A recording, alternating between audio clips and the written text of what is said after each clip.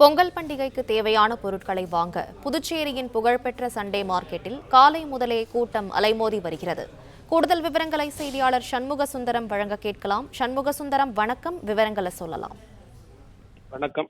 தமிழர் திருநாளான பொங்கல் பண்டிகை கொண்டாட அரசு சார்பில் ஏற்கனவே 4 நாட்கள் இருந்த நிலையில் ஒரு நாள் 17ஆம் தேதி விடுமுறை அளிக்கப்பட்ட நிலையில் கடந்த அடுத்த 6 நாட்களுக்கு விடுமுறை தினமாக உள்ளது. இதனால் புதுச்சேரியினுடைய சண்டே மார்க்கெட்டில் இன்று பொதுமக்கள் தங்களுக்கு தேவையான, அதாவது பொங்கல் பண்டிகை கொண்டாட தங்களுக்கு தேவையான அனைத்து பொருட்களையும் வாங்க குவிந்து வருகின்றனர்.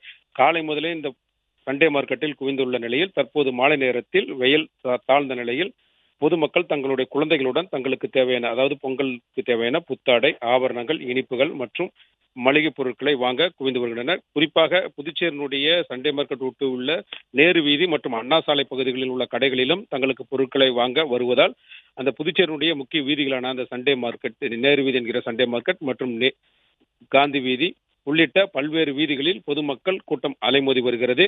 மேலும் போலீசார் ஆங்காங்கே தடுப்புகள் அமைத்து பாதுகாப்பு பணியில் ஈடுபட்டு வருகின்றனர். குறிப்பாக சண்டே மார்க்கெட் என்கிற காந்தி வீதி மற்றும் நேரு வீதிகளில் கூட்டத்தை கட்டுப்படுத்தும் வகையில் ஆங்காங்கே தடுப்புகள் வைக்கப்பட்டு காவல்துறை பாதுகாப்பில் ஈடுபட்டதுடன் இருசக்கர வாகனங்களுக்கு மட்டும் அனுமதி அளிக்கப்பட்டு மற்ற வாகனங்களுக்கு அனுமதி மறுக்கப்பட்டுள்ளது. மேலும் புதுச்சேரியினுடைய முக்கிய பகுதிகளில் தங்களுக்கு தேவையான, குறிப்பாக கரும்பு, மஞ்சள் உள்ளிட்ட பொருட்களை வாங்க பொதுமக்கள் இன்று முதலே குவிந்து வருகின்றனர். நாளை போகி பண்டிகை கொண்டாடப்படுகிறது. அடுத்த நாள் வீட்டுக்கு தேவையான பொங்கல் உள்ளிட்ட மாட்டுப் பொங்கல் மற்றும் கரிநாள் உள்ளிட்ட பொங்கல்களை கொண்டாடுவதற்கு தேவையான பொருட்களை வாங்கி வருகின்றனர். இப்போதிருந்தே இன்று விடுமுறை தினம் என்பதாலும் தற்போதிருந்தே அந்த கூட்டம் அதிகரித்து வருகிறது.